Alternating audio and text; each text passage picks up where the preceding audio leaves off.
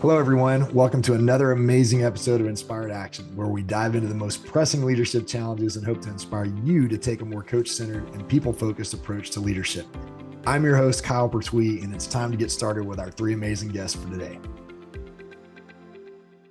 Welcome back, everybody, to another episode of Inspired Action, the Leadership Forecast. I'm your host, Kyle Pertuis, and I'm here with three amazing guests today to answer this question.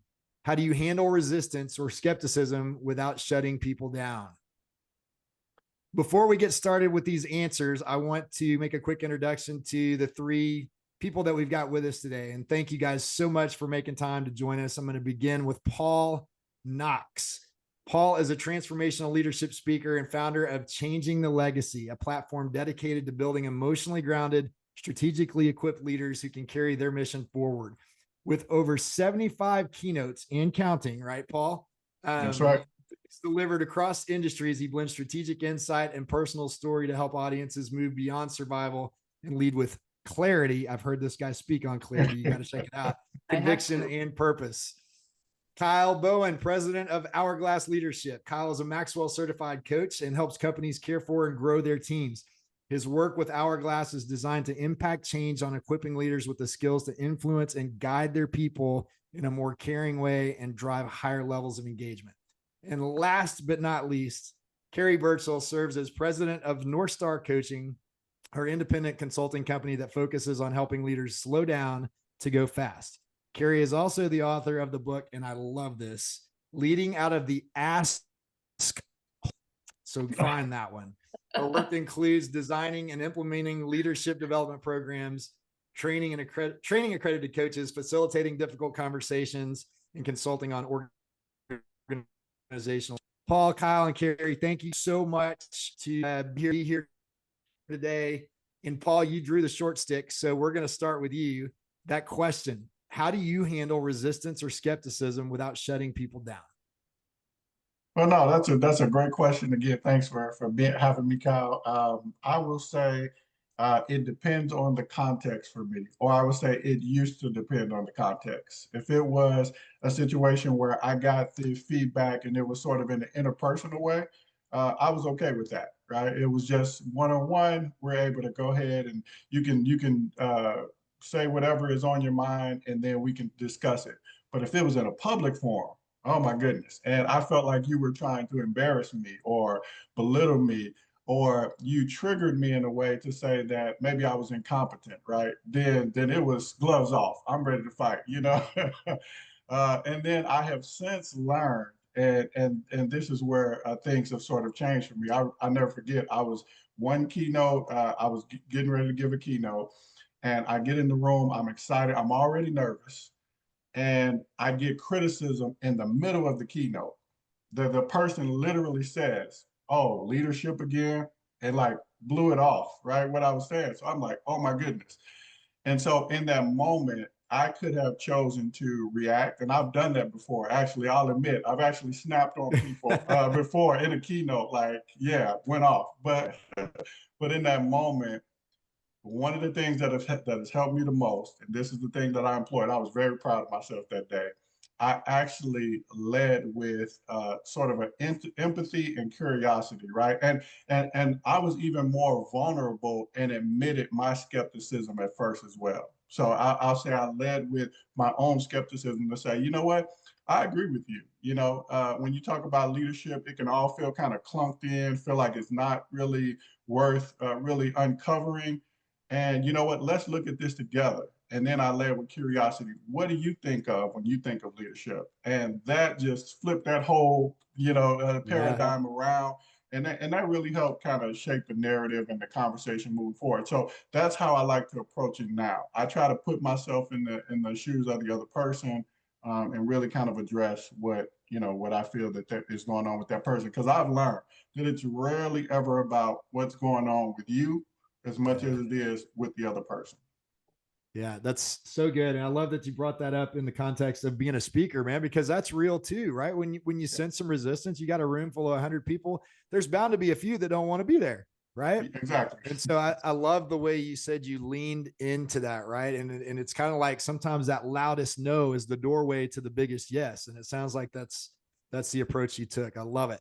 Let's jump over to Kyle. Kyle, what would you add to that as it relates to the big question of how you handle resistance or skepticism without shutting people down? Yeah, I think Paul really hit the nail on the head. But what I would add is that a lot of times I'm an ideas person. And so when I hear questions, I interpret that as resistance or skepticism.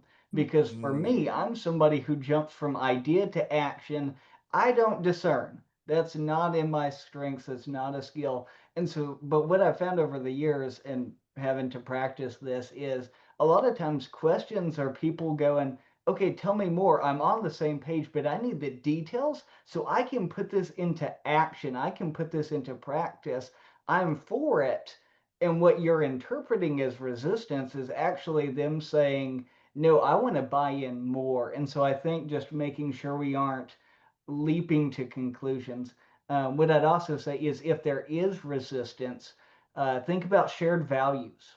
If they are saying no, what are the values you share? What is the deep why behind this idea or strategy or plan that aligns with a value you know they share, and connect with them on that and kind of help them understand, hey, this is something that I know you care about. And what if we thought about it in this way that maybe both of you really value service? And it's like, no, this isn't about putting people ahead. This is about serving our team. Let's connect on this value that we share and kind of help them understand on a deeper level the why motivating this. Yeah, so good. I love it. So it's when someone resists, they're really handing you a chance to connect more than to cut them off, right? And you think about, we may be thinking or talking more in a business context, but that's the same with our spouse, with our kids, with our aging parents, with any relationship, right? Any human interaction. Yeah. Yeah, I love that.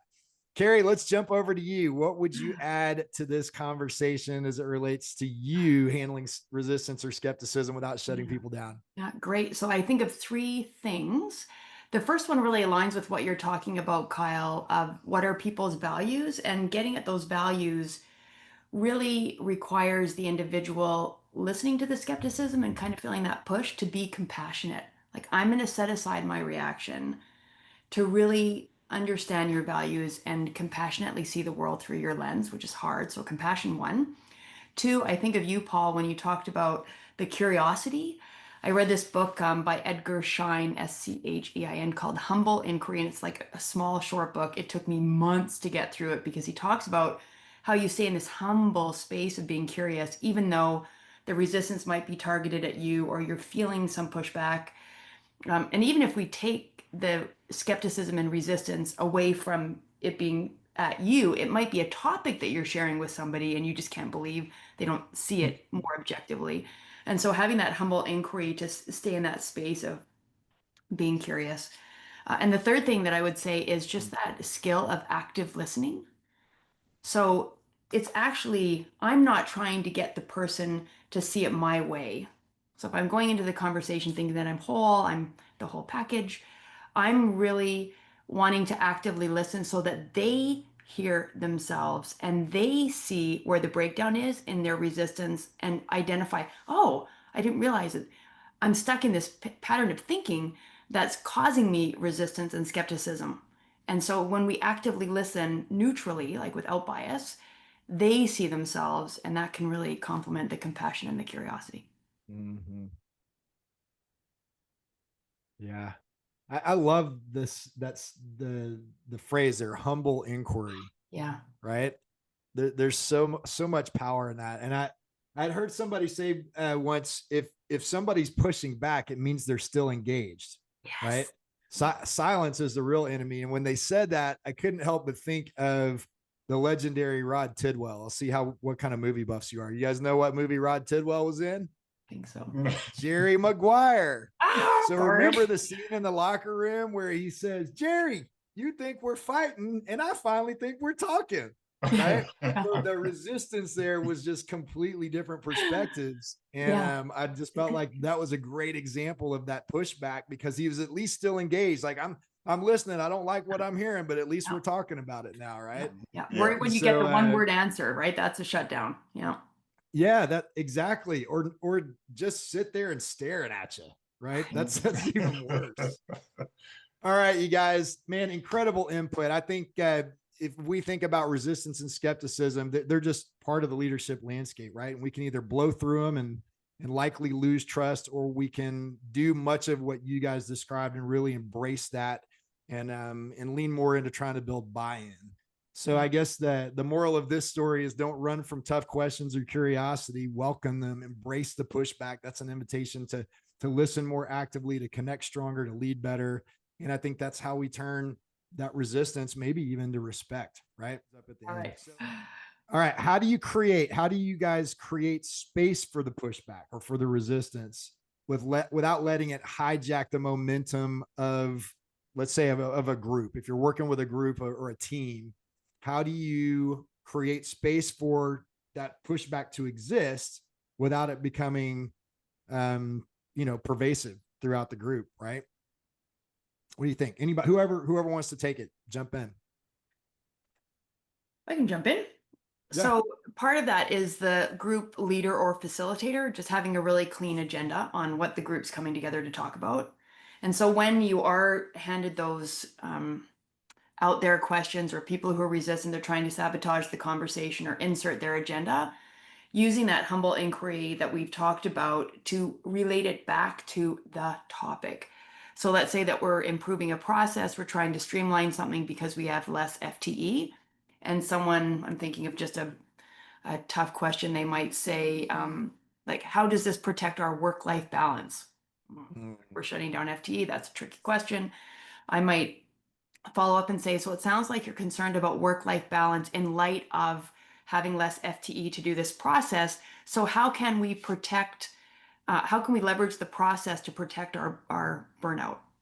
And so the meeting is going to improve this process. We are going to find a way to do this streamlined. It's not going to change, but let's consider your point of view around that. And we're considering what you value. We're acknowledging burnout and work-life balance is a priority of value for you. Great. We're still considering it. We're going to move forward with the agenda. So if you want to add related to the agenda, feel free. But we're not just going to go on a tangent about how we're all burned out of COVID all these years later and we haven't recovered, which is kind of true for most companies I work with. Yeah. So not laughing at that, because it is a harsh reality. It's an ugly truth. Yeah, it's an ugly truth. And we go down rabbit holes and we don't actually hold ourselves accountable to have the rich conversation around what needs to happen to actually have better work-life balance. Yeah. And I think, Kerri, in the context of coaching a group or team and setting that boundary and kind of setting a framework for how it's going to work and how people are going to contribute and how we're going to stay on task and what the outcome of the session is or whatever, offers a lot more structure than maybe someone who's just trying to bring a group together and trying to do the best they can to keep the peace. Right. Yeah. And they're like, oh no, there's Paul again. I know he's going to say something. How am I going to deal with it? And I'll just do it every time. I'll say, Paul, can we talk about this later? Can we have another, different meeting? Yeah. I've got a client right now that's doing a strategy that might be helpful for your listeners, Kyle, which is to have roles in the meeting. So somebody's the timekeeper, someone's the agenda master, someone's the note taker, someone's the to-do follow-up person. And so they've coined the word rabbit hole. So in this group of leaders I'm working with, they have found themselves being much more productive on task. They're actually accomplishing things in their meeting, which, does wonders for the work-life balance. And they laugh about how many times they rabbit holed and how many less times they're rabbit holing now because we put in a structure to drive the behavior to get the outcomes we want. I love it. Paul or Kyle, what would you add? Yeah. Go for it. Yeah, I want to add in there. So I think really when it comes to that, what you find is that people, I call it the expertise test. I think that sometimes when you get that pushback, that sometimes it is a test, right? Because if you're just kind of on the surface, right, then you maybe don't have the expertise to be able to really answer the person's question. So sometimes I think it's a test, right? It's a push because they're tired of the fluff answers, they're tired of all of that, and so they really want something concrete. However, the reality, right, is you're like, hey, you may have a legit question, but it's going to derail us.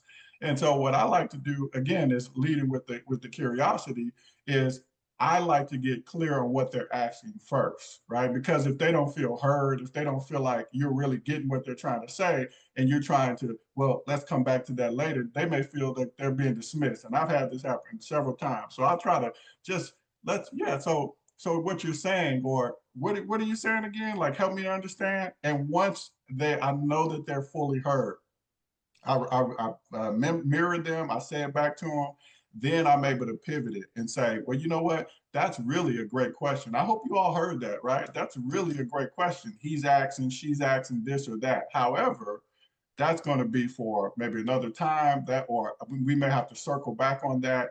But that's a great question. See me after, right? You know, but I want to make sure that they feel heard.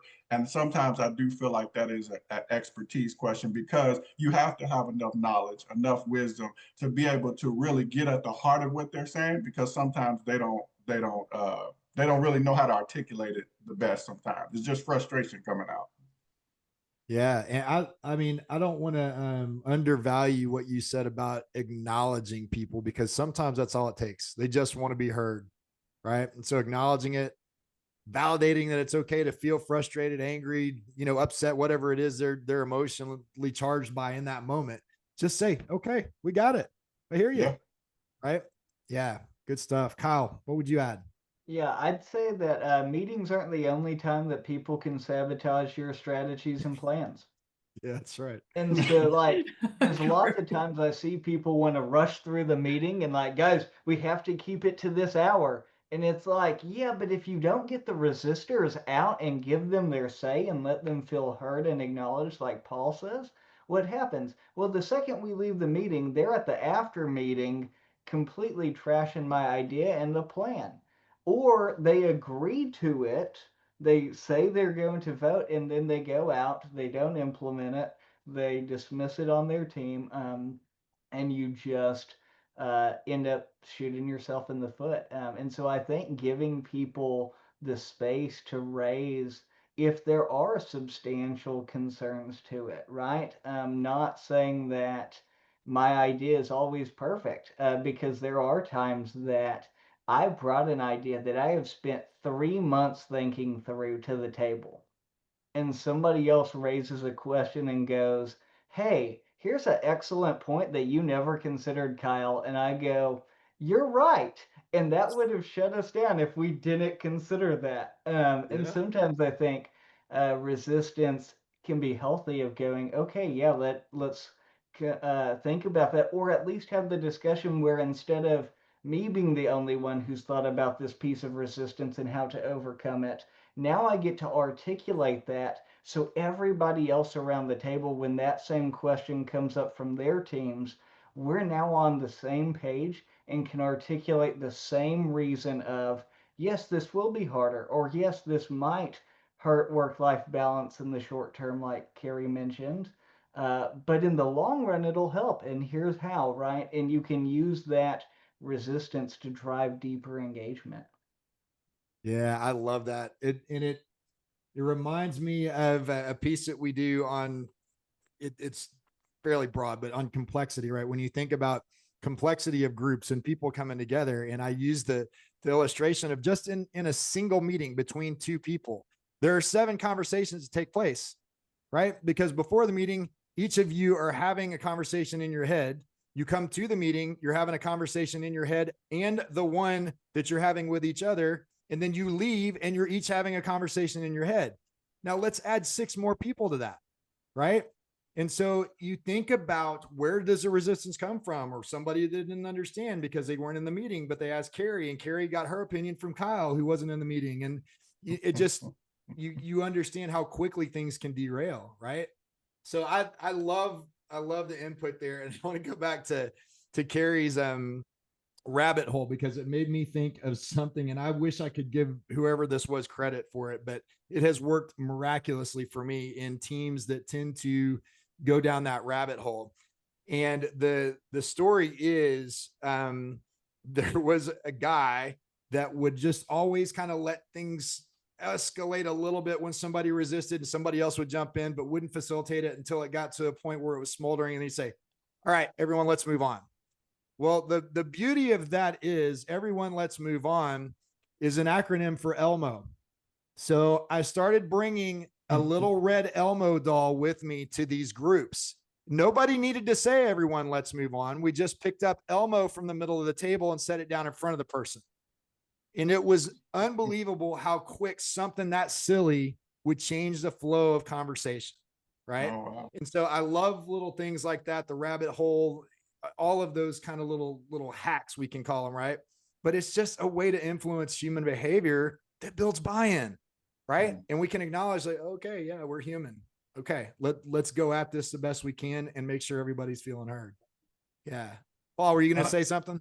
Yeah. No, I love that. And I love what Kyle said. You took the word out of my mouth. I was about to say, you mentioned buy-in, right? So I think to Kyle's point, I think that's an important element, right? Which is to understand what is the purpose of the meeting, right? As a leader, I have to really think about what is the purpose of the meeting, because if the purpose is, and sometimes as a leader, you are just presenting, right, the agenda. I'm presenting information that I need you to have, that I need you to know. But then there are other times when and I know leaders don't like when I use this for meetings, but sometimes you're pitching, right? You need your team to buy in to what you're saying, right? You need them to come alongside you to move this mission forward. So sometimes you're presenting, but then sometimes you're pitching.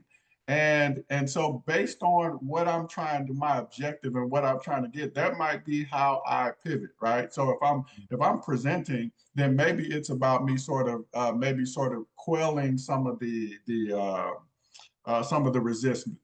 resistance, right? I got to try to answer these, make sure you understand that I'm in control and this is where we're going, right? And I may even have to shut down some people who are utterly against it.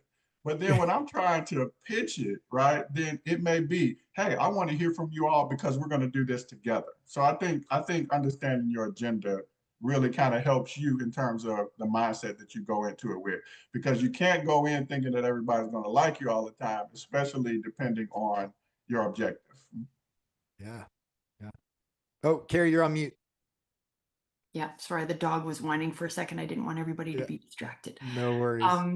Yeah, adding to that, sometimes it helps to pitch and see who the resistors are, but in the same breath, who are your early adopters? Because they can have that really powerful, almost an antidote to the resistors. Yeah, and then leverage their energy to gain buy-in for the team, right? Yeah. Good stuff. All right, you guys, if I was to summarize this last half hour together, so maybe we say, don't fight the friction, use it to spark the fire, right? Thank you guys so much for joining me today. That's all the time we have. Be sure to join us every Thursday. There's those balloons. Thank you, Kerri, for bringing that to the party. Every Thursday on LinkedIn, noon Central. Be sure to like and connect with all of us, and check us out on our YouTube channel at MindFit Coaching. Thanks again. We'll see you guys next time. That's a wrap for another edition of Inspired Action, the Leadership Forecast. We're so grateful for our guests today and the impact they're making with the work they do. Be sure to check out our YouTube channel to watch the longer version of this episode, and be sure to like, comment, connect with, and follow me and each of our guests. You'll find all of our links in the caption of this video. Thanks for watching, and be sure to tune in every Thursday at noon Central, 1 p.m. Eastern for new episodes.